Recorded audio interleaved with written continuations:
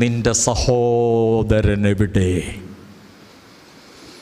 നിന്റെ മാതാപിതാക്കളെവിടെ? കുടുംബത്തിലേക്കൊന്ന് കടക്കാം. നിനക്കു ജന്മം തന്ന മാതാപിതാക്കളെവിടെ? കുരിശിൽ കിടന്നുകൊണ്ടൊരുത്തൻ പറയുന്നുണ്ടല്ലോ, ആ മരണവേദനയിലും സ്വന്തം പെറ്റതള്ളയെ കാണിച്ചു കൊടുത്തുകൊണ്ട് യോഹന്നാനോട് പറയുന്നുണ്ട്, ഇതാ നിൻ്റെ മകൻ. ലോകത്തിന് സാക്ഷ്യമാ. കുരിശിൽ കിടന്ന് പിടയുമ്പോഴും 33 വയസ്സുകാരൻ തൻ്റെ സ്നേഹിതനോട്, എൻ്റെ അമ്മയെ നിൻ്റെ വീട്ടിൽ കൂട്ടിക്കൊണ്ടുപോകണമെന്ന് കൽപ്പിക്കുന്ന നാഥൻ്റെ അനുഗാമികളാണെന്ന് പറഞ്ഞിരിക്കുക.